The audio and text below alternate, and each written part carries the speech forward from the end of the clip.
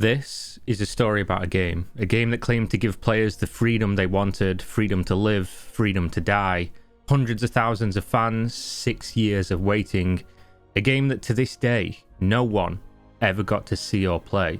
The question, did Chronicles of Elyria ever really exist?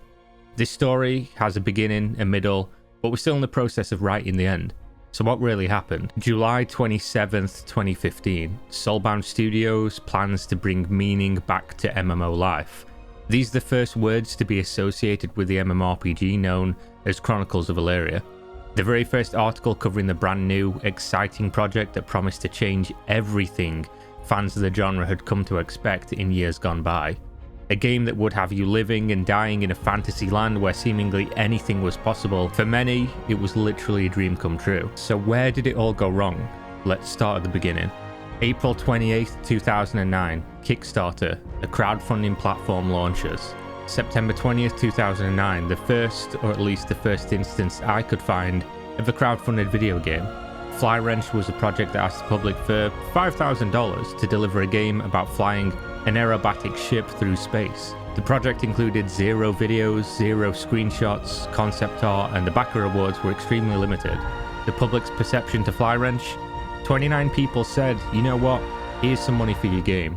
Flywrench managed to get funded by the end date of November 1st, 2009, $5,070 raised. October 10th, 2012, the Game Developers Conference, Star Citizen is announced. Perhaps the most ambitious title ever presented, a multiplayer space trading and combat simulator on a scale beyond anything we had ever seen. And by October 18th, just 8 days after the announcement of the game existing, Star Citizen had begun raising funds for the first time. This was no Flywrench with just 2 paragraphs of words from a man who wanted to make a simple 2D game. This was the most successful crowdfunding game of all time. To date, Star Citizen has raised over $350 million, and the game? No release in sight as of April 2021. September 18th, 2015, the first ever screenshot of Chronicles of Elyria would be shared on the company's Twitter timeline. At this time, the community is already beginning to grow. April 1st, 2016, the first ever gameplay footage is revealed as part of a video titled Meet the Team. The game started to receive more and more coverage as a legitimate project to be excited for. At this time, the stage was set and the man that would be performing under the lights, introducing Jeremy Caspian Walsh, CEO and founder of Soulbound Studios. May 3rd, 2016, Soulbound Studios launches their long-awaited Kickstarter campaign, a modest goal of $900,000 to deliver on a project that promised a dynamic and immersive MMORPG where your character ages and dies in a fully destructible world with non-repeatable quests. To this date, Chronicles of Elyria was still a relatively obscure project, but the Kickstarter campaign helped put the game in a spotlight. June 1st, 2016, just before the Kickstarter ends, Jeremy Walsh announces a new tech partnership with, at the time, relatively unknown tech startup Improbable and their product, Spatial OS. Spatial OS, in Jeremy's own words, will be the server technology that will allow us to support millions of entities in the world. June 3rd, 2016, Soulbound Studios had managed to not just hit their goal, but raise just shy of $1.4 million for the project, with 10,752 people giving the company anywhere from $5 at the lowest level of contribution to $10,000 for the King or Queen package at the top level. Each package would allegedly come with an array of goodies to tempt in the potential backers, ranging from a wallpaper and access to the newsletter at the lowest end, and a literal kingdom to rule over in the game at the high end. For $10,000, you could own your own kingdom. And of course, you're probably wondering if anyone would pay to be a king or a queen. They did. 4 of them. The launch of the Kickstarter and subsequent financial success was received mostly positively, though some did have questions and concerns surrounding the project. At this point in the story, everything was going according to plan. In fact, it was going better than ever expected. The studio consisted of a 16-person team which claimed to have employees working for prestigious and competitive companies such as Microsoft Game Studios, Bungie, and Sony Online Entertainment, and headed up by Jeremy Caspian Walsh. They would claim at this time to have the game in players' hands within 18 months. Sometime towards the end of the Kickstarter campaign, the page would be updated with the following message. Project funding will continue on our site, chroniclesofelyria.com, after the Kickstarter ends, starting June 6th. We will offer the ability to upgrade your existing pledge, outright or through a layaway system, starting in 3 weeks when the Kickstarter pledges are integrated with COE forum accounts. When the website came up, it would feature a ticker which showed the exact dollar amount raised from the various products and perks sold on the website, and it would continue to tick by month after month as more fans of the genre caught wind of Chronicles of Elyria and became enamored with the idea of this unbelievable journey they would soon embark upon. At this point of the story, we have to introduce a supporting character, Xsola, a common payment services company in the gaming space, mostly used by developers to handle payment, billing, and marketing tools. Soulbound Studios would use the Xsola service to raise funds via the Chronicles of Elyria website post-Kickstarter campaign success. Xsola would serve as the middleman between customers seeking to buy pre-purchased packages and other such items from Soulbound Studios. 27th of July 2017. Just 1 year after the successful funding of Chronicles of Elyria and approaching the promised delivery date of a playable experience, Caspian would post one of his usual update blogs titled State of Elyria. With this came an admission of neglect in transparency with the community that had supported the dream to this stage. The game was not progressing at the speed they had promised. The inability to attract world-class engineers to build the dream was the stated reason for the delays. This news post would come with it a delayed timeline for when the backers could expect to finally get their hands on the game. To this day, updates were still frequent. There was new videos of systems in a working state, constant blog posts and interviews with the team, multiple hour-long roundtables with Caspian himself. But Alpha 1 would now be coming in the first 4 months of 2018. Skipping forward to January 12th, 2018, roughly when we would be expecting the first alpha stages of the game, 19 months after the project was successfully funded, bringing in more money than the project initially stated they would require, the game was still yet to be played by a single member of the public. At this time, the revolutionary tech solution that they'd announced as a partner was no longer a partner. Spatial OS, being the system that they had spoken so highly of and spent the last 19 months working with as a back-end solution, would be dropped from the technical stack of Chronicles of Elyria. The cost of this 19-month adventure, to this day, still unknown, but likely ate into the funds of the project considerably. And more worrying, the fact that they were already overdue on delivery, and questions would be asked by loyal backers. How could this happen so late in development? How much would this set back the plans?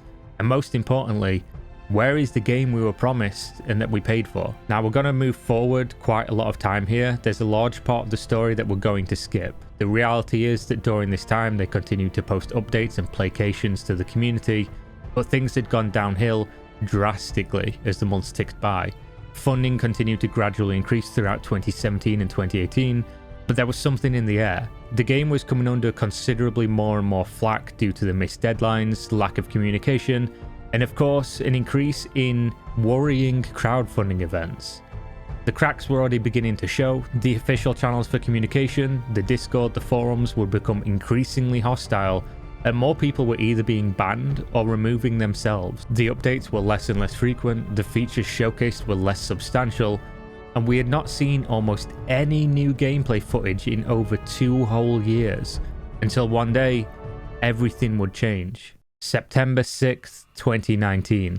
The first gameplay footage of Chronicles of Elyria seen for over 2 years, since October 30th, 2017. And it was a disaster. The first video ever from Soulbound Studios to receive a negative like to dislike ratio since the announcing of the game. This would be the turning point in the story for most. Comments flooded in asking what was going on. Why did the game look this way? 4 years into development and so overdue. Some users even going so far as to call it a scam and telling Soulbound Studios to ready their lawyers. At this stage of the story, Chronicles of Elyria was almost 2 years over the promised delivery date and 8 times over budget for what they originally quoted as being the cost for delivering this overly ambitious title. On December 24th, 2019, as a relatively new content creator, I posted a video claiming that Chronicles of Elyria would soon cease operations as a studio and the game would subsequently be cancelled due to lack of funds. I came to this conclusion in a real simple way, from researching salaries and ground rent costs for the area Soulbound Studio chose to operate their development studio, Bellevue, Washington, a place where you would be paying top dollar for talent and office space. The ticker on the Chronicles of Elyria website by this point had slowed to a crawl, but it was a crawl to over $6 million, bringing the grand total, including Kickstarter money originally, to over $8 million. Using the information I had uncovered, I began to put the numbers together for running a game development studio in the area. I made the bold claim this studio would soon close unless they managed to raise a considerable amount of money in a very short period of time, or if they'd been hiding some private investment. 11th of March 2020, the Settlers of Elyria, the last step before Pre-Elyria, which according to the development roadmap, was the pre-alpha the players would finally get to test the game. The game was finally in sight. One more step and pre-alpha would be in the players' hands. The Settlers of Elyria event would last for 45 days and allow the community to buy plots of land within the game world for between $65 and $1,350 each. 20th of March 2021, the post opens. Soulbound Studios has been hard at work on gameplay features and technology that will deliver Chronicles of Elyria to our backers and beyond. It's finally here. All the doubters were proven wrong. Pre-alpha was available to the backers, titled Trial of the Tested. This would turn out to be nothing more than a small obstacle course, something many developers claim to be able to put together in a matter of days or hours. The announcement post detailed the features: jumping, climbing, ziplining, and running. The post, of course, ended reminding us all that the NDA, the non-disclosure agreement, was in effect. No one would be permitted to show footage of the gameplay, nor were they allowed to speak of the experience. Quote, more playable experiences are planned as we build up speed with our test cohort. Stay tuned for more exciting things throughout 2020. Was this finally the progress people had been waiting for? Was this signs of good things to come? March 25th, 2020, 1703 days or 55 months and 27 days since we learned of the existence of Soulbound Studios and their game Chronicles of Elyria. Just 14 days after asking for money from the backers again, only closing down the sales a few hours before making this post, Chronicles of Elyria was headed into the abyss. Buried in this post was the bombshell for the remaining true believers. The game was no longer being developed. The post claimed that CEO Jeremy Caspian Walsh had been forced to terminate all employees at the studio, and the project was now entering the abyss. The post had been ambiguous in that it didn't outright claim the game was fully cancelled. However, the CEO's Twitter account confirmed the studio would be shuttering. Almost everyone believed this to be the end of Chronicles of Elyria. The post also claimed that the development team, who had all been laid off during the pandemic, would be willing to work on the game in their spare time, perhaps to deliver a different game, taking features promised for Alpha 2 phases and giving the Kingdoms of Elyria to the backers instead. This news sent the community into a frenzy. The forums, the Discord, the Twitter account, the YouTube videos all came under fire from angry backers of the project. Despite vowing to leave open the Discord and forums to the community to preserve the history, at this stage Soulbound Studios, which was basically just Jeremy Caspian Walsh alone, closed all forms of communication with the public. As this was happening, a new player was approaching. A Discord appeared, titled Class Action for COE, a Discord dedicated to one thing: to get restitution for the community that had funded this project to completion and been delivered nothing. April 9th, 2020, a letter from Jeremy to the public, correcting a misunderstanding. It was never his intention to end the development of the game. They would still be working on Chronicles of Elyria. Many would question, with what money?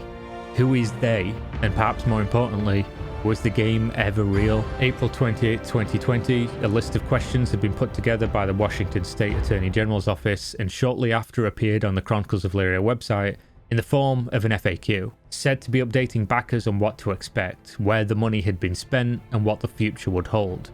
Development would continue. Chronicles of Elyria would be delivered as advertised to backers. And then, silence. Outside of a small blog post on June 26th, nothing was happening. The blog post raised more questions than answered, talking about transparency, restoring the forums in a read-only state, and the assuring of backers that the parkour demo was just a demo and not a replacement for the game they had promised. A game nobody had seen. 17th of August 2020, movement in the class action lawsuit Discord. Some backers had hired lawyers and the ball had started to roll. But the surprise here, Soulbound Studios would not be alone. there was an additional target in the crosshairs. Exola, our supporting character from earlier.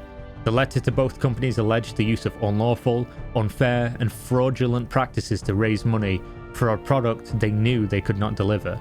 The letter demanded refunds be issued to all those who would request, and we wouldn't have to wait long for the next development. Both companies would respond, or at least their legal teams would. The letters are dense in legalese, but both of them are uniform in their reply. Our clients did no wrongdoings. Our clients will not comply with your demands, and so they were at an impasse, neither side willing to budge. The only solution? Settle it in court, a costly and time-consuming undertaking. 3rd of February 2021, legal papers are filed with a district court. Everything was now in motion.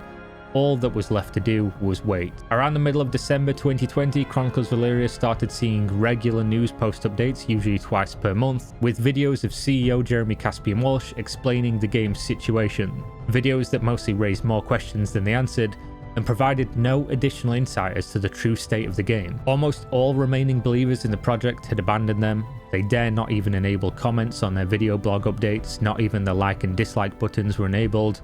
Until today, the 1st of April 2021, when I'm recording this video, not a single soul outside of Soulbound Studios has played Chronicles of Elyria or could attest to the authenticity of the project.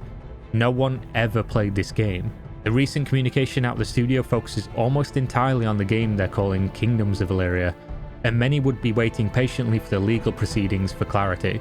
The prevailing sentiment being that if Jeremy wouldn't share with us the real situation, perhaps they could force him to in court. This is the Chronicles of Elyria until today, a story that is by no means finished, but one that is spanning so many years without a single comprehensive overview. I hope that you enjoyed this video, as it took an incredibly long time to make and edit, something I've never done before. I've never made a video like this. If it's something you enjoyed and would like to see again, please share the video around, leave me a comment, hit the thumbs up. All of this truly helps a great deal in getting the video working in the algorithm. Check out my socials in the video description: Discord, Twitch, Patreon, and as always, stay safe out there. We out. Peace.